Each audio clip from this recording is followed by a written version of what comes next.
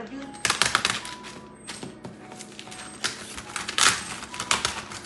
Okay. Usually, what time exactly do you think will be available? For you.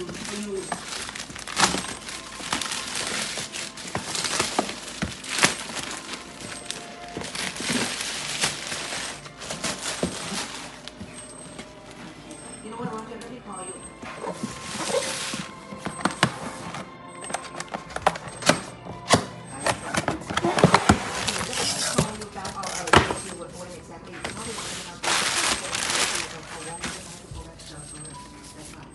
Don't move too much. Okay?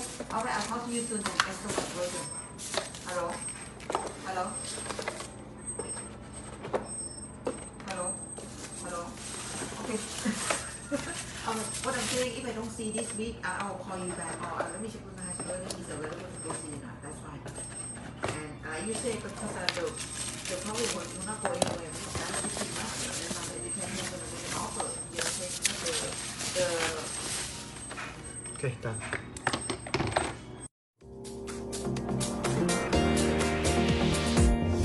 NETGEAR wall plug AC Wi-Fi range extenders are the easiest and fastest way to extend the range of your existing Wi-Fi. To begin, first unbox your extender. Then, plug the extender into an electrical outlet. For a seamless installation, we recommend that you complete the basic setup in the same room as your current router. To determine if your router supports WPS setup, look for a WPS button on the front or back of the router. If your router does not support WPS, watch the range extender setup with NETGEAR Installation Assistant video.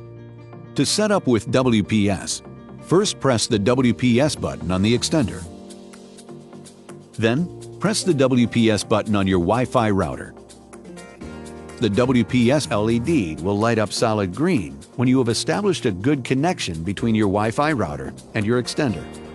If your Wi-Fi router supports the 5 GHz band and you want to extend this band, repeat the WPS process.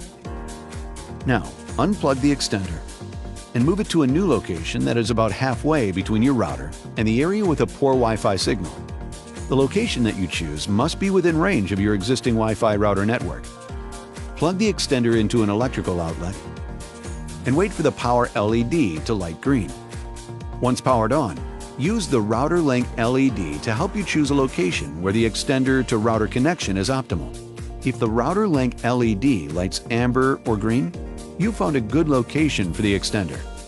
If the LED lights red, plug the extender into an outlet closer to the router and try again. Moving the extender closer to the router will improve the connection, but will reduce your extender's coverage. Once you've found a good location for your extender, connect your client device using the new network name. The extender uses your existing Wi-Fi name and adds _2GEXT or _5GEXT at the end. When connecting, make sure to use the same Wi-Fi password as your router. If you're using a mobile device, connect in the same room as the extender, and then move to the area with a poor router Wi-Fi signal. Once your devices are connected and placed in the dead zone, return to the extender and check the Client Link LED. If the Client Link LED is solid amber or green, your Wi-Fi network has been properly extended to the area with a poor router Wi-Fi signal, and your network setup is complete. If you're unable to connect to your new Wi-Fi network from the dead zone, or the Client Link LED is red, the range extender is not reaching the area with a poor router Wi-Fi signal. If possible, move your client device closer to the extender until the Client Link LED turns solid green or amber. Depending on the distance from your router to the dead zone, your extender may not be able to provide all the range that you require. In this situation, we recommend considering other solutions, such as Powerline. Your AC Wi-Fi range extender is now set up and ready to go.